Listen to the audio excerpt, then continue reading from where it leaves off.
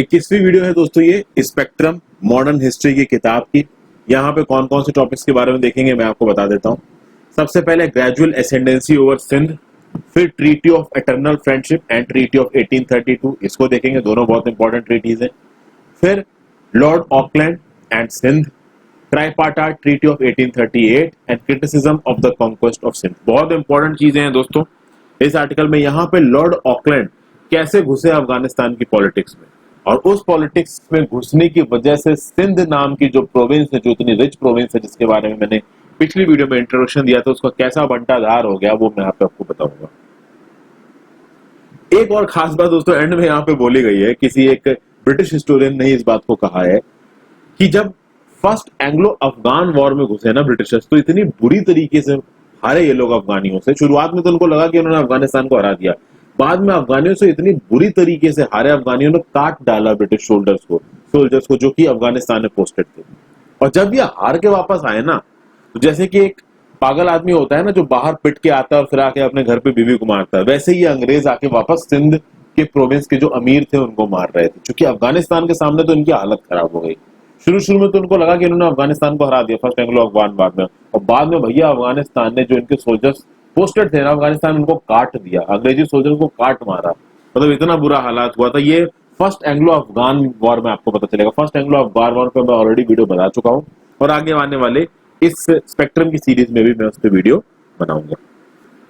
आगे बढ़ने से पहले दोस्तों ये किताब है स्पेक्ट्रम मॉडर्न हिस्ट्री की, इसको खरीद लीजिए और मेरे साथ बैठ के पढ़िए। इस किताब को खरीदने से आपको काफी फायदा हो सकता है। वीडियो को लाइक जरूर दबा दीजिए।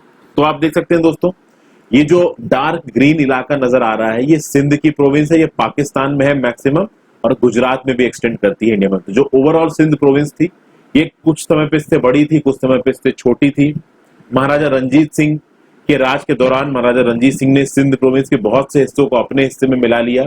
ठीक है, तो बड़ी छोटी होती रही है सिंध प्रोविंस। ये तो था ही, देखिए मिडवल और एंशिएंट इंडिया में, या फिर मिडल और एंशिएंट वर्ल्ड और इंडिया, हर जगह पे जो भी प्रोविंसेस हुआ करती थी वो वहां के राजा की मिलिट्री कैपेबिलिटीज और एस्पिरेशंस पे डिपेंड करती थी। अगर राजा मिलिट्रीली ताकतवर है, बहुत ही ज्यादा आप कह सकते हैं कि और प्रोविंसेस को जीतना चाहता है, तो वो अटैक करके अपनी प्रोविंसेस बढ़ाता जाएगा, और जो कमजोर है वो अपने प्रोविंसेस होते जाएंगे।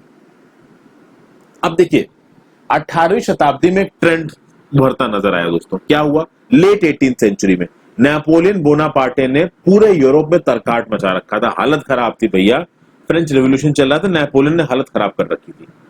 नेपोलियन का सपोर्ट इंडिया में कौन खुल के कर रहा था, वो कर रहा था टीपू सुल्तान। ये मैंने आपको एंग्लो मैसूर वॉर में बताया था कि Tipu Sultan was the member of Jacobin club. Napoleon के एक मिनिस्टर्स के साथ लगातार टीपू सुल्तान टच में था। और आप देखोगे कि नेपोलियन और टीपू सुल्तान के साथ एक पर्सन और था जिसका नाम था शाह जमन।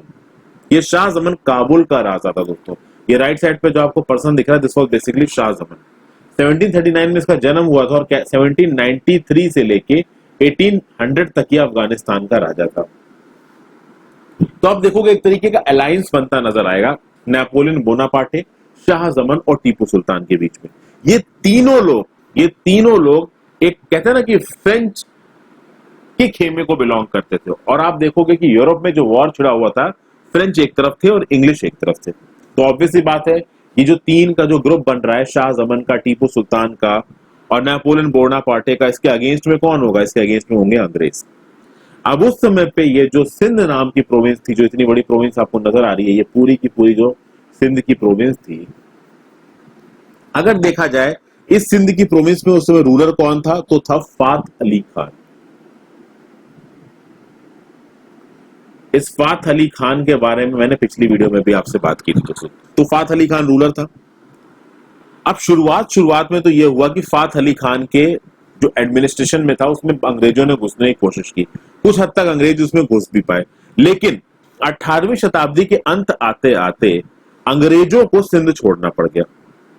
हुआ ये कि बहुत ज्यादा एंटी ब्रिटिश सेंटीमेंट बन रहा था। टीपू सुल्तान और फ्रेंच का तो इन्फ्लुएंस था ही यहाँ पे, प्लस ये जो हैदराबाद नाम की जगह है, जो लाल रंग की आपको जगह दिख रही है ना, ये हैदराबाद नाम की जगह है। ये हैदराबाद के नाम की जगह सिंध प्रोविंस के अंदर में है। अभी एक सिटी है, इंपॉर्टेंट सिटी है आपकी पाकिस्तान की। ठीक है, खाना यहाँ का काफी फेमस है, काफी सारे फूड ब्लॉग्स बनते हैं हैदराबाद सिटी के। तो हैदराबाद नाम की जो सिटी थी, यहाँ पे जो लोग थे वो भाई आपके अंग्रेजों के बहुत खिलाफ थे। तो इन हैदराबाद की सिटी के लोगों ने जो अमीर्स थे, ये जो सिंध प्रोविंस के अमीर्स थे, इन अमीरों को भी अंग्रेजों के खिलाफ कर दिया। टीपू सुल्तान का और फ्रेंच का तो इन्फ्लुएंस आ ही रहा था। तो जो ब्रिटिश एजेंट था सिंध के अंदर, शुरुआत में ब्रिटिश एजेंट टीपू सुल्तान के अंदर आया, सॉरी फात अली खान के अंदर आया। फात अली खान के बाद जो रूलर आया उसने भैया क्या बोला इस ब्रिटिश एजेंट से कि तुम निकलो यहां से। तो ये जो ब्रिटिश एजेंट था क्रो, जो सिंध में बैठा था, ब्रिटिश एम्पायर का रिप्रेजेंटेटिव था इस सिंध की प्रोविंस ने, वो छोड़ के चला गया। शुरुआत में जब इससे बोला गया, अक्टूबर 1800 में बोला गया, तो अमीर जो थे सिंध के, उन्होंने अक्टूबर 1800 में इस ब्रिटिश एजेंट से बोला कि सिंध से निकलो 10 दिन के अंदर, और ये जो ब्रिटिश एजेंट था क्रो, वो सिंध छोड़ के चला गया। तो आप देखोगे कि in the middle of the 18th century Sindh में घुसेंगे ब्रिटिश ईस्ट इंडिया कंपनी, यहाँ के ट्रेड को देख के, यहाँ की अमीरत को देख के। आप देखोगे 18वीं शताब्दी के एंड आते आते जो ब्रिटिश एजेंट है उसको सिंध से बाहर निकाल दिया जाएगा। ठीक है, उस समय पे अफगानिस्तान का राजा शाहजमन था। ठीक है, अमीर सिंध में थे, और इन अमीरियों सिंधियों पे शाहजमन का काफी इन्फ्लुएंस था। टीपू सुल्तान और फ्रेंच कंपनी का भी काफी इन्फ्लुएंस था। और ये जो अमीर थे दोस्तों, इनको ब्रिटिशर से कोई दुश्मनी नहीं थी, पर ये अमीर जानते थे कि ये जो ब्रिटिश है ये कॉलोनियल पावर है, अगर ये ज्यादा इस तरफ आएगी, इनके सोल्जर्स हमारे आएंगे तो ये हम पे भी कब्जा कर सकते हैं। इंडियन सब कॉन्टिनेंट पे तो उन्होंने कब्जा कर ही रखा। तो ये अमीर खुद नहीं चाहते थे कि सिंध प्रोविंस में ब्रिटिशर्स आए, तो उन्होंने सिंध प्रोविंस से फिलहाल के लिए इनको निकाल दिया। उसके बाद आती है ट्रीटी ऑफ एटर्नल फ्रेंडशिप। और ट्रीटी ऑफ एटर्नल फ्रेंडशिप से पहले क्या हुई? पहले हुई ट्रीटीज ऑफ तिलसित। अब ट्रीटीज ऑफ तिलसित दोस्तों 1807 में हुई थी। इसके अंदर दो ट्रीटीज हुई थी। एक ट्रीटी हुई थी नेपोलियन बोनापार्टे और रशिया के राजा अलेक्जेंडर वन के बीच में, और दूसरी ट्रीटी हुई थी नेपोलियन बोनापार्टे और प्रशिया के बीच में। प्रशिया को आप जर्मन एम्पायर बोल सकते हो, उस समय पे जर्मनी को प्रशिया भी कहा जाता था। तो ये जो ट्रीटी ऑफ तिलसित हुई, इसमें यह बोला गया कि भाई नेपोलियन बोनापार्टे और अलेक्जेंडर वन जो कि रशिया का राजा था, इन दोनों के बीच में एक ट्रीटी हो गई। और इस ट्रीटी में यह बोला गया कि भाई हम एक अलायंस बनाएंगे, और इस अलायंस के थ्रू हम लैंड के थ्रू अटैक करेंगे इंडिया पे। अब सोचिए, नेपोलियन बोनापार्टे और अलेक्जेंडर वन जो रशिया का राजा है, इन दोनों ने मिलकर एक अलायंस बनाया और कह रहे हैं जमीनी रास्ते से हम इंग्लैंड पे अटैक करेंगे, इंडिया में जो इंग्लैंड ने राज कर रखा है इस पे अटैक करेंगे। अब ये लोग भी कोई दूध के धुले नहीं थे। जो नेपोलियन बोनापार्टे थे, जो अलेक्जेंडर वन थे, दूध के धुले नहीं थे। ये इंडिया में इसलिए आना चाहते थे क्योंकि उनको पता था इंडिया में आएंगे तो पैसा बहुत कमाने को मिलेगा। देखा जाए तो ये भी उस समय पे कॉलोनियल पावर्स ही थे, और इंग्लैंड ऑलरेडी इंडिया में राज कर रहा था, वो भी कॉलोनियल पावर थी। तो इंग्लैंड को लगेगा कि यार ये क्या बवाल है, अगर ये यहाँ आ गए तो प्रॉब्लम हो जाएगी। तो इंग्लैंड उस समय पे अपनी फॉरेन पॉलिसी को एक्टिव करेगा, अपनी फॉरेन डिप्लोमेसी को एक्टिव करेगा, और इंग्लैंड को समझ में आएगा बहुत जरूरी है कि रशिया और ब्रिटिश इंडिया के बीच में एक प्रॉपर बफर बनाया जाए। इसलिए मिंटो, लॉर्ड मिंटो ने 3 डेलीगेशंस भेजे। एक डेलीगेशन भेजा उन्होंने मेटकाफ के अंदर लाहौर, लाहौर पे उस समय पे किसका रूल था नीचे बताइए। एक भेजा एल्फिस्टन के अंदर काबुल, एक भेजा मेलकम के अंदर तेहरान। आप देखेंगे कि जो प्रेजेंट डे पाकिस्तान है, उसकी जो वेस्टर्न बाउंड्री है वो ईरान को टच करती है। ठीक है, लाहौर तो आज की डेट में पाकिस्तान का ही पार्ट है, और काबुल आपका वाच। तो ये देखिए, अगर ये सिंध प्रोविंस है तो इसके ऊपर की तरफ आपका आ जाएगा लाहौर, ईस्ट की तरफ आ जाएगा आपका, नीचे की तरफ यहाँ पे गुजरात आ जाएगा, इधर इंडिया, नॉर्दर्न इंडिया शुरू हो जाएगा, वेस्ट की तरफ ऊपर की तरफ अफगानिस्तान है, थोड़ा इस तरफ आ जाएंगे तो ईरान आ जाएगा। कुछ इस तरीके की बीच में सिंध की लोकेशन थी। ठीक है, अब यहां पे देखिए एक पर्सन था जिसका नाम था निकोलस स्मिथ। निकोलस स्मिथ को भेजा गया सिंध, और सिंध में जब निकोलस स्मिथ को भेजा गया तो उससे बोला गया जाओ अमीर से बात करो, ये जो सिंध के अमीर है ना जो वहां पे राज कर रहे हैं, इनसे बात करो और एक डिफेंस एग्रीमेंट साइन करके आओ। ये लोग सिंध में गए, सिंध में जाके इन्होंने डिफेंस एग्रीमेंट साइन किया, और यहाँ पे एक एग्रीमेंट साइन हुआ जिसका नाम था treaty of eternal friendship. Treaty of eternal friendship में यह बोला गया कि ब्रिटिश ईस्ट इंडिया कंपनी और सिंध के अमीर ये एक दूसरे के दोस्त हैं। तो Sindh British East India Company से जेलस नहीं होगा, British East India Company Sindh से जेलस नहीं होंगे। दोनों के एजेंट्स एक दूसरे के कोर्ट में होंगे, किसी भी तरीके का इंटरफेरेंस नहीं होगा। हम दोनों आपस में एक बहुत अच्छी दोस्ती करेंगे। एक दोस्ती वाला रिलेशन रखा गया, एक इक्वल वाला रिलेशन रखा गया, यानी यहाँ पे अंग्रेजों ने अमीरों को दबाने की कोशिश नहीं की। अच्छा, अमीर को भी ये समझ में आया कि भाई treaty of eternal friendship sign करने का फायदा है। क्यों फायदा है? क्योंकि अमीरों को भी ये पता था कि देखिए फ्रेंच पावर भी एक कॉलोनियल पावर है, रशियन पावर भी एक कॉलोनियल पावर है। ठीक है, तो ये सारी कॉलोनियल पावर्स और अंग्रेजी पावर भी कॉलोनियल पावर्स है। तो हम किसी एक कॉलोनियल पावर के साइड हो जाएंगे तो इस बात की क्या गारंटी है कि वो बाद में हमें नहीं लूटेंगे। तो अंग्रेज हमको लूट सकते हैं तो फ्रेंच भी तो हमसे लूट सकते हैं। तो अमीरों ने कहा कि न्यूट्रल स्टैंड रखते हुए हम किसी को नाराज नहीं करते, और अमीरों ने treaty of eternal friendship sign कर ली ब्रिटिश ईस्ट इंडिया कंपनी के साथ, और दोनों के बीच में एक एग्रीमेंट टाइप का हो गया और चीजें बहुत अच्छी रही। तो अब देखो कि 1807 में ये ट्रीटी साइन की गई थी और 1820 तक सब कुछ सही चल रहा था। 1820 में इस ट्रीटी ऑफ एटर्नल फ्रेंडशिप में कुछ अमेंडमेंट किए गए, जिसके चलते यहां कहा गया कि भैया जो बॉर्डर डिस्प्यूट्स होंगे, ठीक है, क्या हुआ कि कच्छ का जो रीजन था, आप यहां देखिए दोस्तों, गुजरात में भी जा रही है ना सिंध प्रोविंस, तो इंडिया के कुछ इलाकों में भी ये सिंध प्रोविंस चल रही थी। तो इन जगहों पे कुछ बॉर्डर डिस्प्यूट्स हो गए थे सिंध के अंग्रेजों के साथ। तो 1820 में जब अमेंडमेंट किया गया ट्रीटी ऑफ एटर्नल फ्रेंडशिप में, तो ये कहा गया कि भाई कुछ बॉर्डर डिस्प्यूट्स को सॉल्व किया गया। फिर ये भी बोला गया कि अमेरिकन को भी आप एक्सक्लूड करोगे अपनी टेरिटरी से, सिंध की टेरिटरी में अमेरिकन को भी ज्यादा एंट्री नहीं दी जाएगी। उस तरीके के कुछ और प्रोविजंस को जोड़ा गया ट्रीटी ऑफ एटर्नल फ्रेंडशिप में। हालांकि वो प्रोविजंस उतने इंपॉर्टेंट है नहीं। आप बस ये समझ लीजिए 1807 की 1807 की ये जो treaty of eternal friendship sign की गई थी, ये किसके रिस्पॉन्स में साइन की गई थी? ये ट्रीटीज ऑफ तिलसित के रिस्पॉन्स में साइन की गई थी। ट्रीटीज ऑफ तिलसित में क्या हुआ था कि नेपोलियन बोनापार्टे और अलेक्जेंडर वन रशिया ने मिलकर बोला था कि लैंड के रास्ते इंग्लैंड पे अटैक करेंगे, और अगर वो लैंड के रास्ते इंग्लैंड पे अटैक करेंगे तो बीच में सिंध पड़ता है, सिंध भी तहस नहस हो जाएगा। तो जरूरी था कि भाई अंग्रेजों के साथ भी दोस्ती करो, कोई एक बाइस एटीट्यूड मत रखो अमीरों के लिए। चलिए उस समय के लिए डिसीजन सही बैठा। 1807 से 1820 हो गया, सब कुछ सही रहा। 1820 से 1832 हो गया, सब कुछ सही रहा। प्रॉब्लम होनी शुरू हुई 1832 में। 1832 में क्या हुआ? विलियम मेंटिक ने कोलोनल पॉटिंगर को भेजा सिंध में और कहा कि जाओ अमीरों से एक और ट्रीटी साइन करके आओ। आप देखिए कॉलोनियल पावर थी ये ब्रिटेन। जैसे जैसे ब्रिटेन की ताकत बढ़ रही थी, ब्रिटेन ये चाहता था कि ज्यादा से ज्यादा इलाकों पे हम अपने कंट्रोल को बढ़ाएं। एक रीजन ये भी था, जो आगे गवर्नर जनरल आते रहेंगे ब्रिटेन के, वो सिंध के इलाके पे इसलिए और वो कर रहे थे, फोकस कर रहे थे, क्योंकि ऑब्वियसली बात है वो नॉर्थ वेस्ट फ्रंटियर था ना, जो अपने सब कॉन्टिनेंट का, जो अपने कॉलोनियल रूल का, उसको बचाना चाहते थे। तो अगर ये इंडियन सब कॉन्टिनेंट है, यहाँ पे नॉर्थ वेस्ट है, यहाँ पे सिंध है, और इधर से अगर अटैक होगा तो सिंध एक नेचुरल बफर की तरह काम करेगा इस सब कॉन्टिनेंट में जो इंग्लिश सेटलमेंट्स हैं उनको बचाने के लिए। तो ट्रीटी ऑफ 1832 में क्या हुआ? कोलोनल पॉटिंगर को सिंध भेजा गया। वहां पे ये बात हुई कि देखिए सिंध के इलाके से ब्रिटिश ट्रेडर्स निकल सकते हैं, तो ब्रिटिश ट्रेडर्स को आराम से आप पास करने दोगे सिंध के इलाके से। फिर जो इंदस नदी बहती है सिंध के इलाके के थ्रू, अब आप देखिए इंदस, ये सिंध के डिस्ट्रिक्ट से ये इंदस नदी बहती हुई नजर आ रही है आपको, ये आ रही है ना नीले कलर की। तो इंदस नदी सिंध से बहती हुई नजर आती, काफी बड़ी नदी है, काफी पानी है इसमें, तो आराम से उसमें बोट वगैरह चल सकती है। तो ये कहा गया कि ट्रेड के पर्पसेस के लिए जो ब्रिटिश ट्रेडर्स है वो इंदस में अपनी बोट वगैरह उतार सकते हैं, लेकिन हाँ मिलिट्री पर्पसेस के लिए वो अपनी बोट नहीं उतार सकते।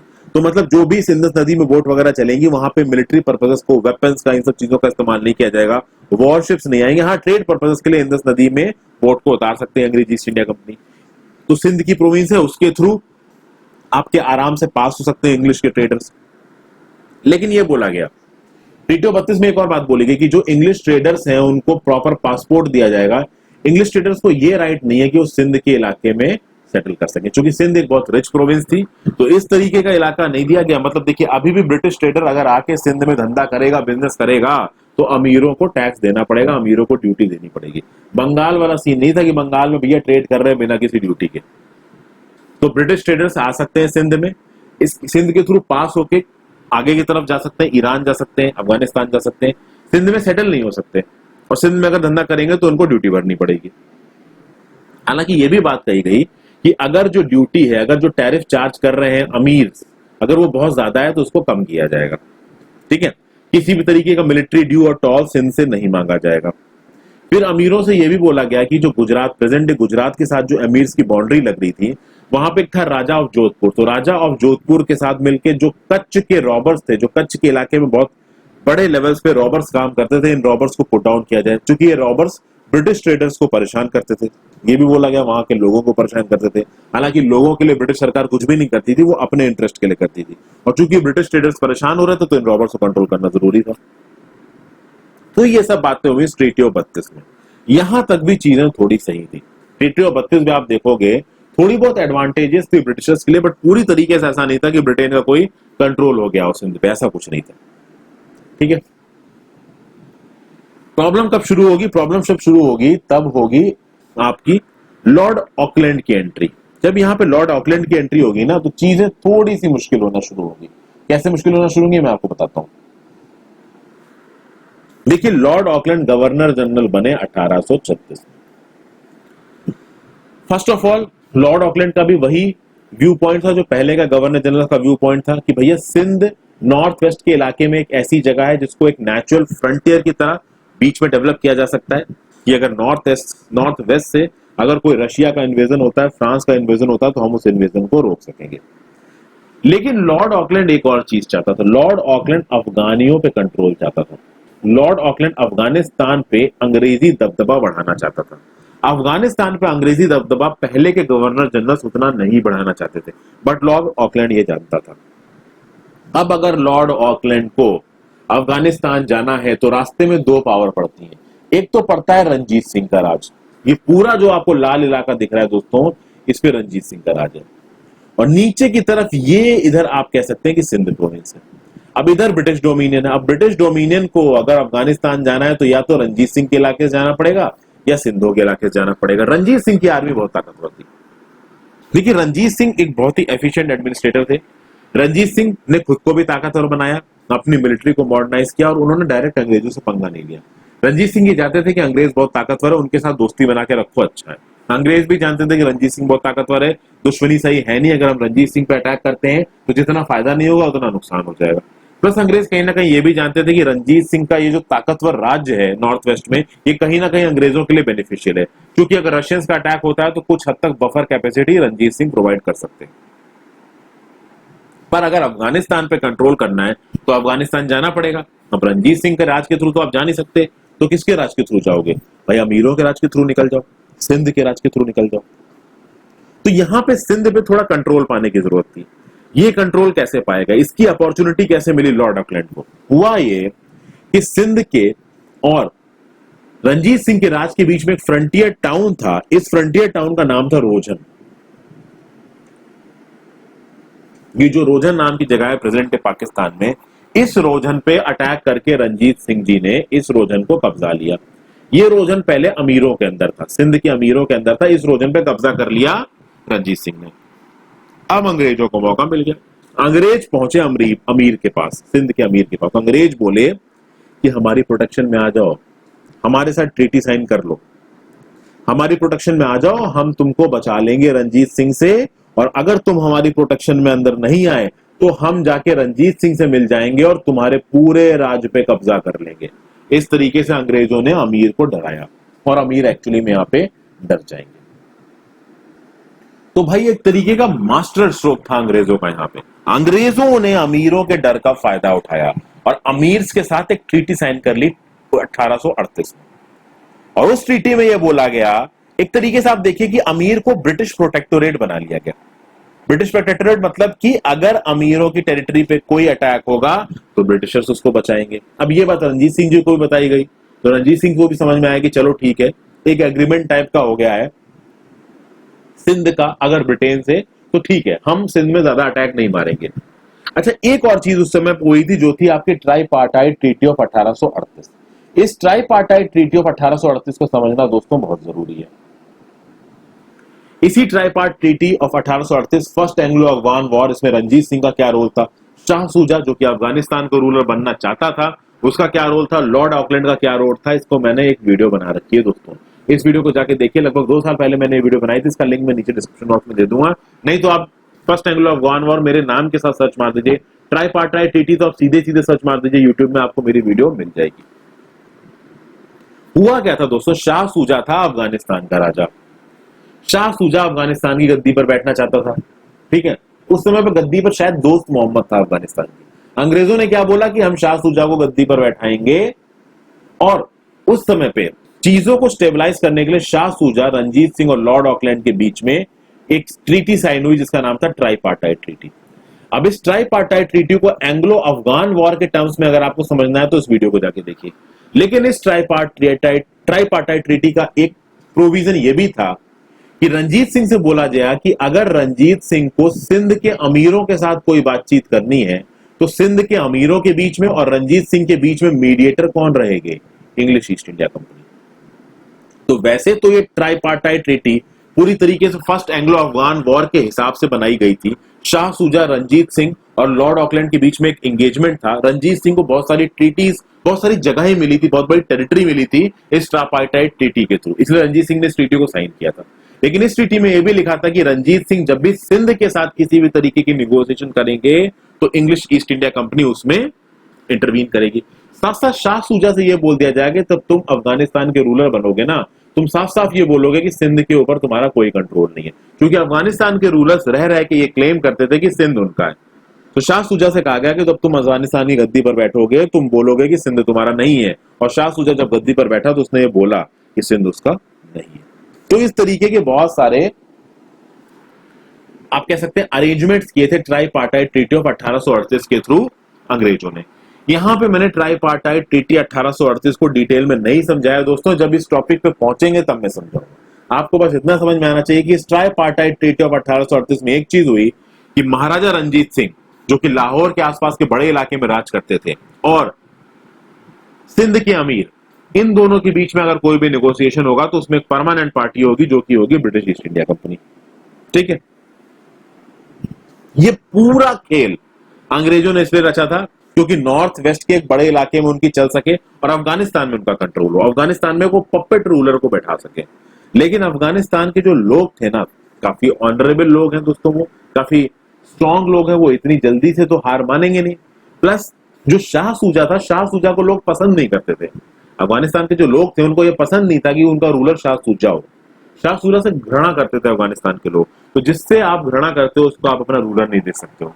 बाद में शाह सूजा को मार दिया लोगों ने 1842 में, और आप देखोगे अंग्रेजी फोर्सेस के जो लोग भी थे अफगानिस्तान में उनको काट के रख दिया, मतलब काट डाला बाइकआउट पीसेस में। तो फर्स्ट एंग्लो अफगान वॉर में जो लग रहा था कि अंग्रेज जीत गए थे, एक्चुअली में अंग्रेज जीते नहीं थे, बहुत बुरी तरीके से हारे। तो शुरुआत में तो लगा कि अरे भाई लॉर्ड ऑकलैंड ने अफगानिस्तान को हरा दिया, बड़ी वाहवाही हुई। बाद में जब अफगानिस्तान ने ब्रिटिशर्स को काटना शुरू किया ना तो उनको पता चला अरे बाप रे ये क्या बवाल हो गया, ये तो उल्टा पड़ गया। समझ गए? अब यहां पे देखिए सिंध के ऊपर ये लोग कब्जा जमा रहे थे, अफगानिस्तान का तो ये कुछ ना कर पाए। अफगानिस्तान को हम लोग पूरा फर्स्ट एंग्लो अफगान वॉर में देखेंगे। सिंध ने सब्सिडरी अलायंस की ट्रीटी को साइन कर लिया 1839 में। अब यहां देखिए धीरे धीरे सिंध को ये दबा रहे थे। सिंधों से बोला कि अगर तुमको बचना है, अगर तुमको अफगानिस्तान के रूलर से बचना है, अगर तुमको रंजीत सिंह से बचना है, हम तुम्हें बचाएंगे। उसके लिए तुम क्या करो, सब्सिडरी अलायंस की ट्रीटी साइन कर लो। सब्सिडरी अलायंस की ट्रीटी क्या होगी कि ब्रिटिश फोर्स तुम्हारी टेरिटरी में रहेगी और उस ब्रिटिश फोर्स को मेंटेन करने के लिए तुम 3 लाख रुपए एनुअली दोगे हमको। पहली बात तो ये अमीर चाहते नहीं थे कि इनके इलाके में कोई ब्रिटिश फोर्सेस आए, बट अमीर काफी डरे हुए थे। एक तो वो ब्रिटिश ईस्ट इंडिया कंपनी से डरे हुए थे, दूसरा वो महाराजा रंजीत सिंह से डरे हुए थे, और वेस्ट में अफगानिस्तान था। तो वो तीनों तरफ से घिरे हुए थे और उनके पास खुद की कोई मिलिट्री पावर खास थी नहीं। तो उनको लगा कि शायद इनके साथ सब्सिडरी अलायंस साइन करके हमारी प्रॉब्लम सॉल्व हो जाए, लेकिन प्रॉब्लम सॉल्व हुई नहीं, क्योंकि सब्सिडरी अलायंस साइन करने के बाद जब भैया फर्स्ट एंग्लो अफगान वॉर काफी हद तक सिंध की धरती पे होगा तो अमीरों को यह पसंद नहीं आएगा। अमीरों को यह पसंद नहीं आ रहा था कि भाई ब्रिटिश ईस्ट इंडिया कंपनी के सोल्जर हमारे इलाके में क्या कर रहे हैं, बट अपने आप को बचाने के लिए उन्होंने चीजें मानी। एक चीज और हुई सब्सिडरी अलायंस 1839 में जब एक्सेप्ट हुआ सिंह ने। इंदस के पानी में शुरुआत में क्या बोला गया था, मैंने आपको यहाँ पे ट्रीटी बताई थी, ट्रीटी ऑफ 1832। ट्रीटी ऑफ 1832 में यह बोला गया था कि इंदस नाम की जो नदी है उसमें जो भी वेसल्स उतरेंगे वो केवल ट्रेड पर्पसेस के लिए इस्तेमाल होंगे, उनका मिलिट्री पर्पस के लिए इस्तेमाल नहीं होगा। 1839 की जब सब्सिडरी अलायंस की ट्रीटी साइन कर ली सिंध ने, तो ये बोला गया कि अब इंदस में जो वेसल्स आएंगे उनको मिलिट्री पर्पसेस के लिए भी इस्तेमाल किया जा सकता है, मिलिट्री के वॉर्स को एक जगह से दूसरी जगह ले जाने के लिए भी इस्तेमाल किया जा सकता है। जितने भी टॉल्स लगाते थे इंदस में ट्रेड के ऊपर, ड्यूटी के ऊपर, वो सारे टॉल्स माफ कर दिए जाएंगे। तो ब्रिटिश ट्रेडर्स पे अब किसी भी तरीके के टॉल्स नहीं लगेंगे। और कराची था, कराची में एक स्टोर रूम प्रोवाइड किया जाएगा ताकि जो ब्रिटिश ईस्ट इंडिया कंपनी है वो अपने मिलिट्री वेपन्स को वहां पे स्टोर करके रख सके। अब ये सब तैयारी सिंध में कर क्यों रहा था ब्रिटेन? क्योंकि ब्रिटेन को पता था कि आगे आने वाले समय में हम अफगानिस्तान पे करेंगे वॉर, और उन्होंने किया भी। फर्स्ट एंग्लो अफगान वॉर लड़ा गया 1839 से 1842 में, और इससे पहले सब्सिडरी अलायंस साइन कराया गया सिंध से। तो सबसे पहले सिंध से सब्सिडरी अलायंस साइन कराया गया। सिंध की जमीन पे अंग्रेजी सोल्जर्स को डिप्यूट किया गया और उसके पैसे लिए गए सिंधों से। फिर इंडस नदी से मिलिट्री वेसल्स को आप पास कर सकते हो। इंडस नदी में जो अमीर टैक्स लेते थे ब्रिटिश ईस्ट इंडिया कंपनी में, उस टैक्स को हटा दिया गया। कराची में मिलिट्री सप्लाईज को स्टोर करने के लिए पूरी फैक्ट्री मांगी गई, स्टोर हाउस मांगा गया। ये सब चीजें हुई और ये सब मांगने के बाद भैया आपने एंग्लो अफगान वॉर छेड़ दिया। अमीरों को बड़ा गुस्सा है, क्या बवाल है, उनको चाहते नहीं थे कि उनकी जमीन पे जंग हो, बट करे तो करें क्या, जंग हो गई। फिर हम देखते हैं कैपिटुलेशन ऑफ सिंध। जैसा कि मैंने आपको बताया, सिंधों को पसंद नहीं आया कि फर्स्ट एंग्लो अफगान वॉर उनकी धरती पे हुआ है। और खास बात यह है कि जितना भी नुकसान हुआ इस एंग्लो अफगान वॉर में, उस पूरे नुकसान का हर्जाना किसको भरना पड़ा, सिंधों को भरना पड़ा। सिंध यहाँ पे किसी की भी साइड नहीं थे। लेकिन जब अफगानिस्तान से ब्रिटेन हार गया तो सारा इल्जाम डाल दिया गया सिंध पे। सिंधों की लीडर से बोला गया कि तुमने अफगानिस्तान के साथ मिलकर हमारे खिलाफ लड़ाई की, जबकि ऐसा कुछ था नहीं। तो ट्रीजन के चार्जेस लगाए गए अमीर पे। मतलब कुल मिला के हो यह रहा था कि अफगानिस्तान में पिट रहे थे अंग्रेज, तो अफगानिस्तान में पिटेंगे तो बदला कहीं ना कहीं तो उतारेंगे। तो एक बेवकूफ आदमी जो कि सुबह बाहर निकला है और बाहर मार खा के वापस आया है, तो वो बेवकूफ आदमी घर पे आके अपनी बीवी पे गुस्सा उतारेगा। तो बीवी यहाँ पे सिंध थी, तो अंग्रेज अफगान से पिट के आए लेकिन बीवी अपनी सिंध पे गुस्सा उतारने लगे। तो भैया सिंध के अमीरों के ऊपर उल्टे सीधे चार्जेस लगा दिए, 3-4 को अरेस्ट कर लिया। सिंध से बोला कि तुम मिंट नहीं करोगे, अपने खुद के कॉइन्स नहीं बनाओगे। फिर सिंधों से बोला गया कि अपने इलाके की इतनी टेरिटरी दो। बहुत हद तक तो अमीर अंग्रेजों की बात मानते रहे। एक समय के बाद अमीरों को समझ में आया कि ये अंग्रेजों की बात मानने का कोई फायदा नहीं है और इन अमीरों ने भी हथियार उठा लिए। बट अमीर बहुत कमजोर थे। अमीर के पास ये ताकत नहीं थी कि वो ब्रिटिश ईस्ट इंडिया कंपनी से लड़ पड़े। वो पहले से उनको पता था कि उनके पास ये ताकत नहीं है कि वो ब्रिटिश ईस्ट इंडिया कंपनी से लड़ पाए। लेकिन एक टाइम के बाद उनको समझ में आया कि तो कोई फायदा ही नहीं हो रहा है ब्रिटिश ईस्ट इंडिया कंपनी को। First of all subsidiary line sign किया, उनकी फोर्सेस को अपने इलाके में आने दिया, उनकी फोर्सेस के लिए पैसे हमने दिए। फर्स्ट एंग्लो अफगान वॉर में अंग्रेजों का जो भी खर्चा हुआ उसका पैसे हमने दिया। उसके बाद अंग्रेजों से गाली हम भी सुने। तो अमीरों को समझ में आया कि इनको तो हम खुश करते जा रहे हैं, कुछ हो ही नहीं रहा। जैसा इंडिया चाइना का हो रहा है ना, कि इंडिया चाइना को अपीस करने के लिए सब कुछ कर रहा है, तो वियतनाम को ब्रह्मोस मिसाइल नहीं बेच रहा है। गिलगित बल्तिस्तान में जो पाकिस्तान के लिए डैम बन रहे हैं उनके अगेंस्ट में कुछ नहीं बोल रहा है। लेकिन चाइना घुसा ही आ रहा है, घुसा ही आ रहा है। तो आप कितना भी किसी को, आप एक कॉलोनियल माइंडसेट वाले नेशन को आप कितना भी अपीज करने की कोशिश करो, उसकी समझ में नहीं आएंगी चीजें, वो आपके ऊपर ही चढ़ेगा। तो उसको काउंटर करना पड़ेगा। यहां पे जब अमीरों ने काउंटर करने की कोशिश की, अमीर हार गए। यहां पे कुछ स्टेटमेंट्स दिए गए दोस्तों। एक व्यू पॉइंट है पीई रॉबर्ट्स का। व्यू पॉइंट यह बताया गया दोस्तों कि लॉर्ड ऑकलैंड और इसके जो ब्रिटिश ऑफिसर्स थे, उन्होंने जो कुछ भी सिंध में किया ना, भले ही पॉलिटिकली ब्रिटिश एम्पायर के लिए इंपॉर्टेंट था, लेकिन जो कुछ भी उन्होंने सिंध में किया उसको कभी भी मॉरली ये लोग डिफेंड नहीं कर सकते। क्योंकि सिंध के जो रूलर्स थे वो कभी भी ब्रिटेन की तरफ हॉस्टाइल नहीं थे। सिंध में जबरदस्ती हॉस्टिलिटी लेकर आया गया। सिंध कभी भी ब्रिटेन की अगेंस्ट नहीं था, लेकिन सिंध को पहले तो अपने मतलब के लिए इस्तेमाल किया अंग्रेजों ने, और बाद में अपने मतलब जब पूरा नहीं हो पाया तो उसको बुरी तरीके से दबा दिया। पी रॉबर्ट्स का यह कहना है, चार्ल्स नेपियर का भी यही कहना है। कुछ हद तक ये बोला गया है, जब क्रिटिसिज्म किया गया for the conquest of Sindh, उस क्रिटिसिज्म में यह बोला गया कि देखिए जो एनेक्सेशन था सिंध का, इस सिंध के एनेक्सेशन को डिलिबरेटली मैन्युफैक्चर किया गया।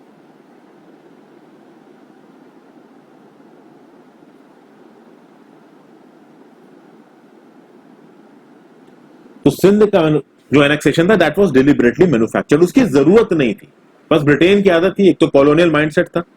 फर्स्ट एंग्लो अफगान वॉर के लिए सिंध की जरूरत थी ब्रिटेन की, तो सिंध पे कब्जा किया। जब फर्स्ट एंग्लो अफगान वॉर में हार गए तो अपनी प्रेस्टीज को बचाने के लिए सिंध को एनेक्स कर लिया और सिंध में उल्टे सीधे काम किए। तो ये सब बातें कही है। खुद अल्फिंस्टन ने बोला कि भैया अफगानिस्तान में इतनी बुरी तरीके से पिट के आए कि अपनी बीवी सिंध को मारने लगे अंग्रेजी फोर्सेस के लिए। तो ये है दोस्तों हिस्ट्री आपकी सिंध की। इसके आगे जब कॉन्क्वेस्ट ऑफ पंजाब देखेंगे, जब सिख लीडरशिप को देखेंगे, यहाँ पे रंजीत सिंह जी के बारे में बात होगी, सुकर चकिया मीजल के बारे में बात कीजिएगी, रंजीत सिंह के राज को देखा जाएगा, ट्रीटी ऑफ अमृतसर के बारे में बात करेंगे, ट्राईपार्टाइट ट्रीटी के बारे में बात करेंगे, और रंजीत सिंह की जब मृत्यु हो जाएगी उसके बाद पंजाब का क्या हाल होगा, सिख अंपायर का क्या हाल होगा, कैसे फर्स्ट एंग्लो सिख वॉर होगा, फिर ट्रीटी ऑफ लाहौर होगी, फिर कैसे सेकेंड एंग्लो सिख वॉर होगा, क्या होगा इन वॉर्स के दौरान, ये सब देखा जाएगा। और एंड में देखा जाएगा कि कैसे सिख हार जाएंगे। ठीक है दोस्तों, फिर हम लोग बाद में देखेंगे extension of British paramountcy through administrative policy. तो ये आगे आने वाली वीडियोस में हम लोग देखेंगे। Thank you for watching this video friends. अगर वीडियो आपको पसंद आई हो तो उसको लाइक जरूर कर दीजिए, ज्यादा से ज्यादा दोस्तों के साथ शेयर कर लें। दोस्तों ज्यादा देर के लिए वीडियोस देखें, वॉच टाइम बढ़ेगा, तो यूट्यूब मेरी वीडियोस को ज्यादा प्रमोट करेगा। लाइक कर दीजिए, कमेंट कर दीजिए। Thank you for watching, have a great day.